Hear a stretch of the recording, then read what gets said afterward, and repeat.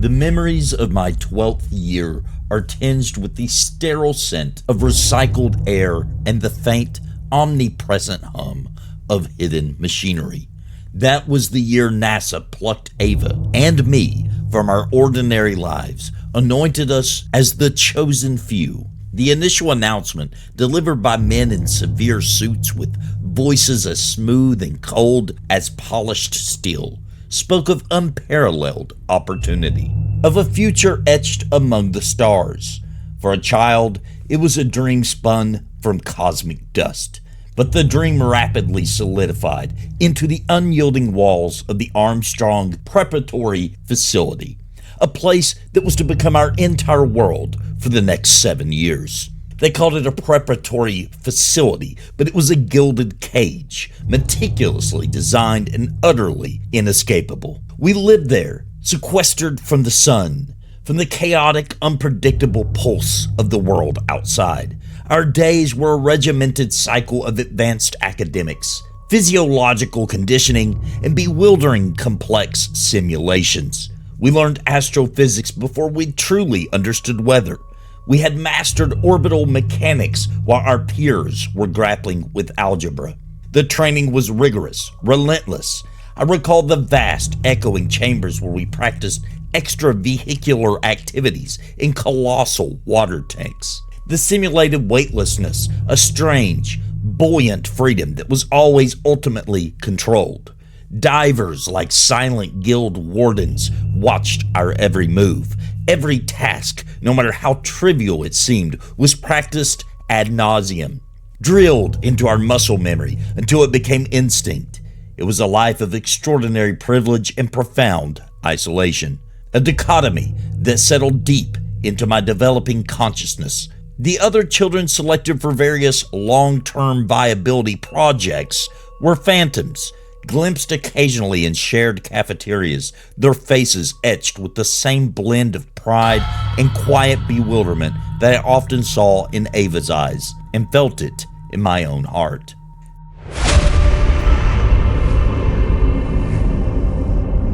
The anomaly, the purported reason for our sequestered existence and the ultimate destination of the mission, codenamed Odyssey, was a whisper in the still corridors, a ghost in the data streams.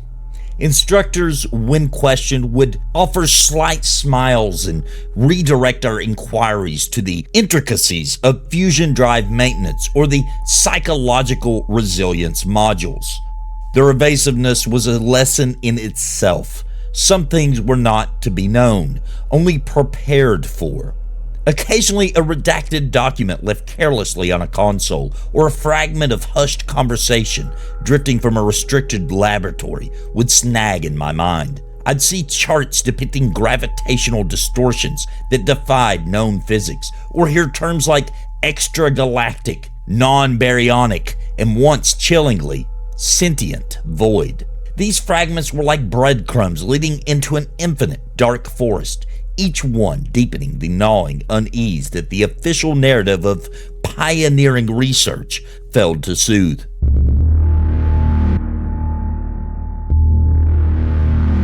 Ava, from the first day, she was my constant. We were two saplings planted too close, our roots inevitably intertwining in the shared, sterile soil of the facility. Our instructors, I sensed, encouraged this proximity. We were paired in simulations, our living quarters adjacent, our academic progress charted in parallel. They called it fostering crew cohesion. I called it something else. A bond forged in the crucible of shared abnormality, certainly. Love, perhaps. In the way a prisoner might love the only other soul who understands the unique contours of their cell. But there was always a faint metallic taste to it, an undercurrent of design. Were our budding affections, our stolen glances during celestial navigation lectures, our whispered fears in the simulated night of our dormitories, merely another checkbox on NASA's long-term mission checklist? The thought, even then, was a cold seed in my gut.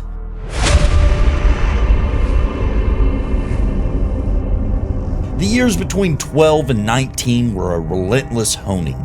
We were raw material, and NASA, with its infinite resources and chilling foresight, was the master artisan, shaping us into the precise tools required for the Odyssey. Our engineering training was equally intensive. The Odyssey, we were told, would be our world for decades, a self-contained biosphere hurtling through the void. We had to understand its every system, from the fusion core that was its beating heart to the algae-based recyclers that would provide our air and water. We learned to diagnose, to repair, to improvise with limited resources, our hands becoming as familiar with plasma conduits and microlathes as they were with touchscreens and control yokes. This knowledge, this capability, was presented as our shield against the harshness of deep space, a cruel irony given that no amount of technical expertise could prepare us for the true nature of the anomaly. And woven through it all, the constant, pervasive directive: procreation. It was spoken of in the same calm, clinical tones as engine maintenance or trajectory calculations. Mission continuity, they called it. The future of humanity's reach. We were to have children, raise them, train them to take our place, to pilot the Odyssey back to Earth, an Earth they would have never seen, after we had completed our mysterious task at the Anomaly. For Ava, it seemed a natural, if daunting, extension of our engineered partnership. For me, it was a source of profound internal conflict to bring children into this controlled existence, into the crushing isolation of deep space, to burden them with a destiny they did not choose. It felt like a violation, a continuing of the cage that had defined my own life. Yet the conditioning ran deep. The mission was paramount. Our personal feelings were secondary.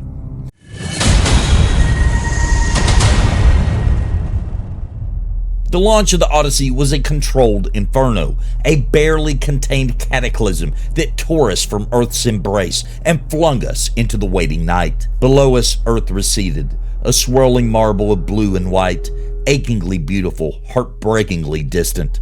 For a time, the sheer wonder of it eclipsed the strangeness of our lives. But wonder, like oxygen, is a finite resource in a sealed environment. The Odyssey was a marvel of engineering, a self-sustaining ark designed for a voyage of generations. Yet as weeks bled into months and months into years, its metallic confines began to press in on me. The constant low hum of the life support systems became the soundtrack to our existence, a monotone drone that underscored the vast, silent emptiness outside. The air, perfectly balanced, perfectly recycled, carried a faint, sterile tang that never changed. Isolation is a slow poison. It seeps into the cracks of the mind, corroding certainty, magnifying anxieties. My sleep patterns became erratic, punctuated by vivid, unsettling dreams that I could never quite recall upon waking, leaving only a residue of unease. I found myself prone to moments of inexplicable irritability, a simmering frustration that had no clear target, often directed inwardly or, to my shame, sometimes at Ava.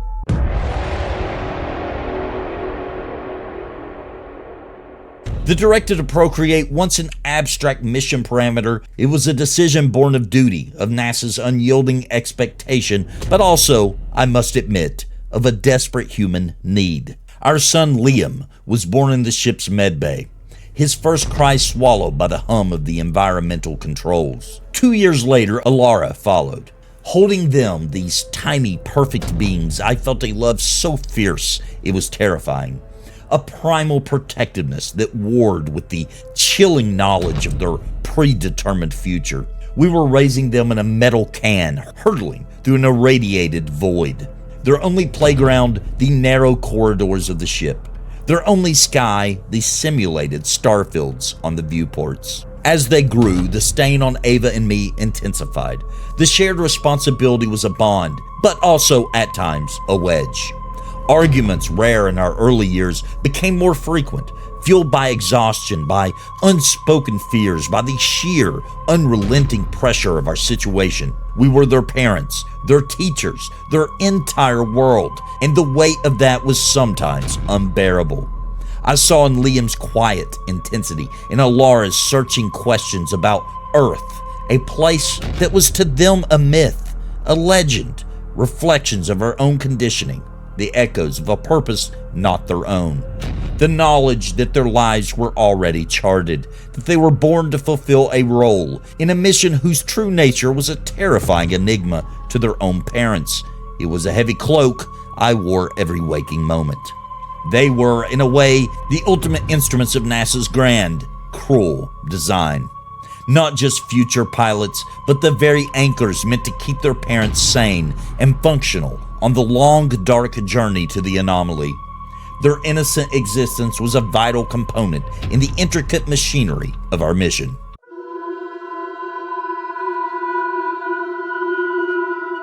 Time in deep space is a peculiar, elastic thing.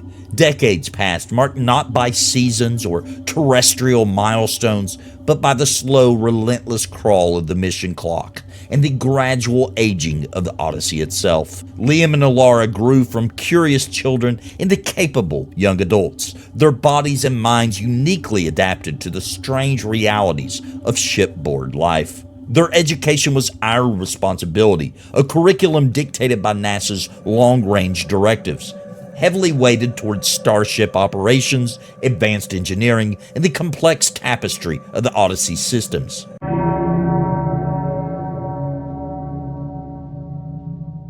"35 years, a lifetime spent hurtling through the interstellar dark, a journey measured in parsecs and the slow, steady aging of our bodies." Liam was now 20, Alara 18, both young adults, their lives shaped entirely within the confines of the Odyssey, and now we had arrived. The ship's AI, calm and dispassionate, announced our approach to the designated coordinates in the Draco constellation. A final encrypted data burst from NASA followed, its contents chillingly precise. A spacewalk was required. We were to use the Keeler, a specialized high-powered external telescope array, to observe a specific planetary body within a designated debris field. The tension on the command deck was a palpable thing, a tightening in my chest, a dryness in my mouth. Ava's face was pale, her eyes dark with an emotion I couldn't quite decipher. Fear, yes, but something else too, a kind of weary resignation. We went through the motions of our final preparations, the routine of a fragile shield against the rising tide of apprehension. The most agonizing part was saying goodnight to Liam and Alara. It was a ritual we maintained throughout our lives, a small anchor of normalcy in their extraordinary existence. Alara hugged me tightly, her young strength surprising. "Be careful, Dad," she whispered, her voice betraying a tremor she tried to hide. Liam, ever the stoic, simply nodded, his gaze intense. "We'll monitor your telemetry from here, all systems green on the Keeler." Their competence was a cold comfort. Then the suiting room, the familiar intricate dance of donning the A7L suits, the hiss of seals, the click of helmets locking into place, our tethers, thick as pythons, snaked from the airlock, connecting us to the Odyssey. Lifelines, yes, but as I felt the magnetic clamps engage on my suit, they also felt like chains, binding us to a destiny orchestrated light years away, decades ago. Why an external telescope? Why the spacewalk? The ship's internal sensors were incredibly advanced. A probe could have been deployed. The thought, a sliver of ice, slid into my mind. They needed us out there, vulnerable, exposed. The airlock cycled. The outer hatch opened into the silent, star-dusted abyss. Tethered, we drifted towards the Keeler array, a skeletal structure clinging to the Odyssey's hull. The target planet, designated PX-837 by NASA's cryptic charts, was a dim, unremarkable speck against the backdrop of distant nebulae. I maneuvered myself into the telescope's control saddle, my gloved hand surprisingly steady on the interface. Ava floated beside me, a silent presence, her breath a soft rhythm in my helmet comms. "Bringing it online," I murmured, more to myself than to her. The viewport of the Keeler shimmered and then resolved into the image of PX-837. It was a gas giant, unremarkable, banded with pale and gray clouds. For a moment, a wave of anticlimax washed over me. 35 years? For this? Magnification increasing, I reported, my voice flat. The planet swelled in the viewport, its atmospheric details becoming clearer. And then, something shifted. Not on the planet, but around it, or perhaps behind it. A distortion like heat haze over asphalt, but on a scale that defied comprehension. Ava, do you see that? Her breath hitched. What is it, Arthur? Some kind of gravitational lensing? It was no lensing I'd ever studied. The fabric of space itself seemed to ripple, to tear. And then PX-837, a world thousands of times the mass of Earth, began to unravel. It wasn't an explosion. It wasn't a deconstruction. A silent, horrifying peeling away of its layers, as if an unseen cosmic hand was casually dismantling it. The colors that bled from its dying core were shades I had no name for, hues that vibrated with an intensity that hurt my eyes, even through the filtered optics. NASA, this is Odyssey, I stammered, my voice cracking. We have visual on something. PX-837 it's coming apart. There's something else here, something vast. And then the thing itself swam into the Keeler's field of view, eclipsing the dying planet, eclipsing the stars, eclipsing everything. It was not a ship. It was not a celestial body. It was a presence, a being, if such a word could even apply to something that dwarfed galaxies.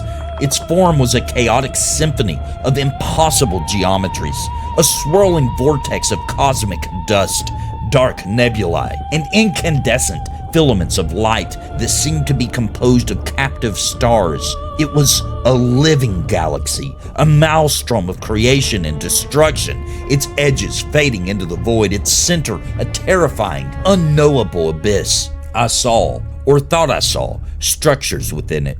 Things like colossal, multifaceted eyes that were entire star structures, tendrils of dark matter that coiled and uncoiled with slow, deliberate grace. A maw that was not a mouth, but a rift in reality itself, drawing in the fabric of space-time.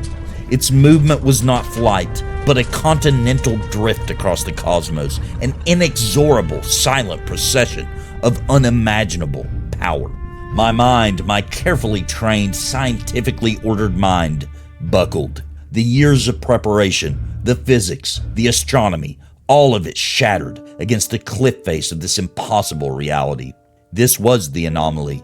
This was what we had crossed the universe to witness. And it was more terrible, more magnificent, more utterly alien than any human nightmare could ever conceive. The planet PX-837, I realized with a fresh wave of horror, was not the anomaly. It was merely in its path. It was the bait, or perhaps just its most recent meal. The coordinates NASA had given us were not a destination. They were an appointment with this god of the void. As the last vestiges of PX-837 spiraled into the creature's incomprehensible core, a new sensation flooded my mind. It wasn't a sound, not in any way my ears could process. It was a presence inside my head, a torrent of raw, unfiltered consciousness that bypassed language, that bypassed thought as I knew it. Concepts, ancient and vast, poured into me. Images of dying suns and birthing galaxies, the slow, patient grind of cosmic epochs. It was the creature. It was speaking. You are small. The thought torrent impressed upon me.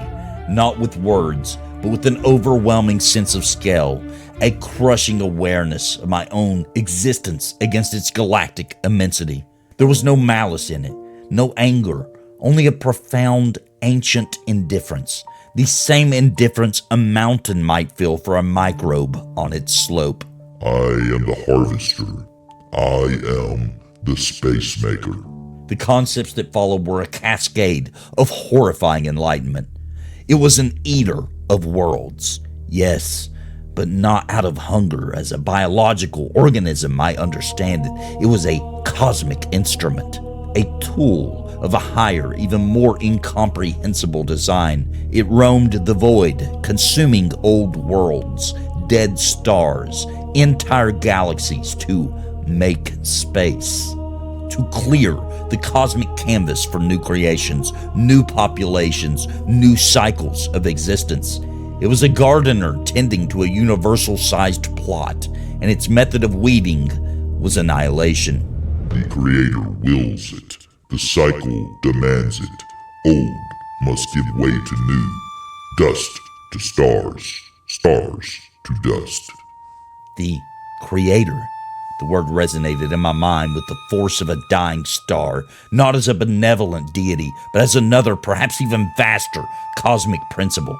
An engine of creation and destruction operating on a scale that made even this galaxy-sized harvester seem like a mere functionary.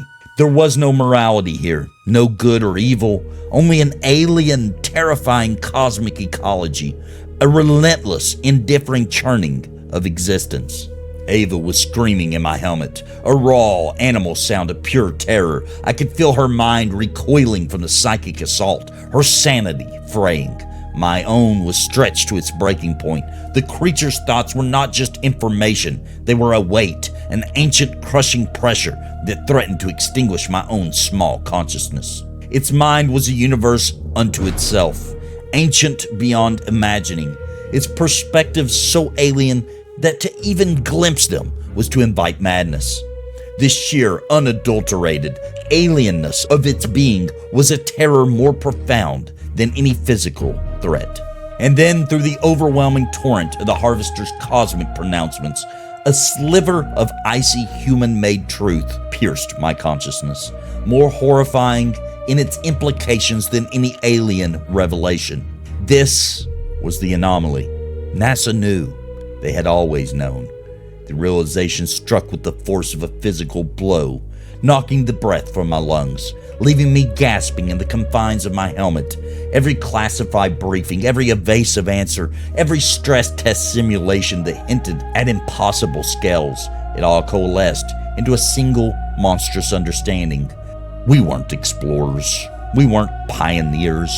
We were sacrifices. Lambs led to a cosmic slaughterhouse. The decades of training, the isolation, the carefully engineered lives, all a prelude to this moment. The Odyssey, our children, the 35-year journey, it was all a lie, a monstrously complex deception to deliver us, two insignificant human specimens, into the direct path of this thing. Perhaps they thought we could gather data. Perhaps they hoped our insignificant minds, our fleeting human perspective, could offer some insight into the incomprehensible. Or perhaps, in their own terror of this cosmic entity, they had sought to appease it, to offer it a token, a distraction. The procreation directive, its cruelty now bloomed in my mind like a cancerous flower. Our children, Liam and Alara, were not just for mission continuity. Their existence, the very act of raising a family in deep space, was the linchpin of the deception. It made the Odyssey's mission believable as a long-term colonization effort, a noble endeavor to secure humanity's future among the stars. It was a lie so profound, so all-encompassing, that it had shaped our entire lives, our deepest emotions, our very identities, the love we felt for our children, the purpose we had found in raising them, all twisted into tools for our own destruction. NASA, I choked out, my voice a ragged whisper. They knew, Ava. They sent us here to die. Her only response was a broken sob, a sound of utter desolation that echoed the emptiness now gaping within me. My trust, my purpose, my sanity, all shattered, ground into cosmic dust by the weight of this betrayal. We tried to transmit, through the overwhelming psychic noise of the Harvester, through the growing physical distortions of its immense gravitational field, began to warp the space around us. We screamed our findings, our accusation, our despair across the light years back to Earth. The comms crackled, the signal fighting against an interference that was not merely electromagnetic, but existential. Silence, or worse, perhaps a calm pre-recorded acknowledgement. The final chilling message from an institution that had played God with our lives and condemned us to an unimaginable end.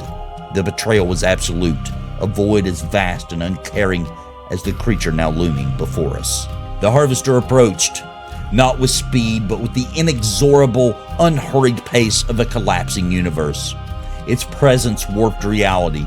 The Odyssey, our tiny, fragile ark, began to groan, the metal of its hull screaming in protest as impossible gravitational forces took hold. Alarms blared, futile warnings against a doom that had no counter.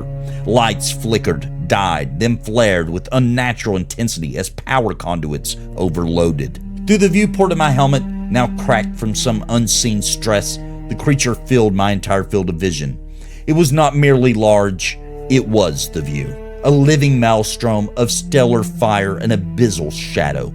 Its maw, a swirling vortex of non-Euclidean geometry that seemed to drink the light of distant galaxies. A wind, not of air, for there was none, but of distorted space-time itself, began to pull at us, a silent, irresistible suction. The tethers connecting us to the Odyssey snapped with a sound like gunshots, and we tumbled, two insignificant specks, towards the incomprehensible. My scientific training, the years of ingrained knowledge about physics and cosmology, dissolved into meaningless babble in my mind. The laws of the universe as I knew them were being unwritten before my eyes. This was not consumption in any biological sense. It was an unmaking, a cosmic erasure. The harvester didn't just eat planets, it devoured reality, returning matter, energy, perhaps even the fabric of space itself to some primal, undifferentiated state. This was how it made space. It was entropy incarnate, the universe folding in on itself. The dread was absolute, a cold, heavy certainty that settled in the pit of my stomach, extinguishing the last embers of hope or defiance. We were nothing, less than dust motes in a hurricane.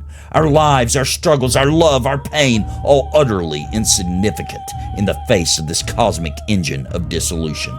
Amidst the escalating chaos, the violent, shuddering disintegration of our small reality, I saw Ava. She was spinning slowly, her arms outstretched as if trying to ward off the inevitable. Her helmet was also cracked, a spiderweb of fractures obscuring her face, but I could feel her terror, her despair, as keenly as I could feel my own.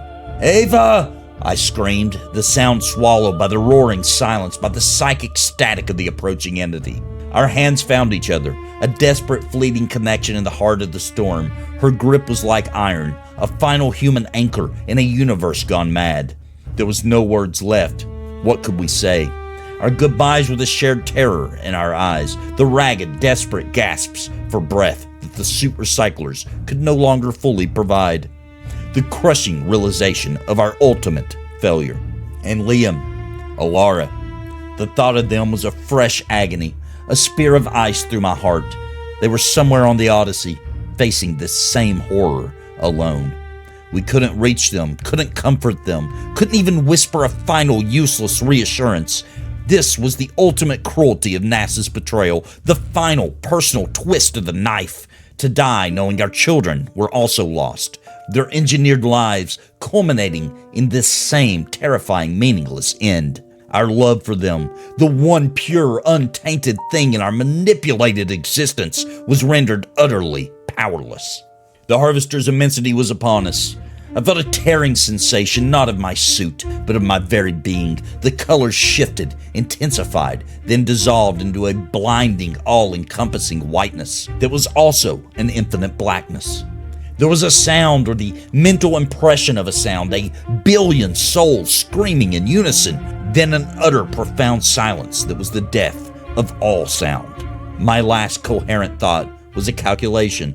A final chilling piece of data gleaned from the harvester's earlier psychic impartations, from its observed trajectory, its speed, its destination, the Milky Way, Earth. A couple of years, 2 terrestrial years, perhaps 3 at most. This was all the time humanity had left. The knowledge was a cold, final horror, a parting gift from an indifferent cosmos. Our sacrifice, our children's sacrifice, meant nothing. It had bought no time, offered no salvation. It was merely a prelude, a footnote in the grand, terrifying opera of universal annihilation. Then Even thought ceased. There was only the unmaking, the void, the silent, endless scream of a universe surrendering to a fear that had no name, because soon there would be no one left to name it.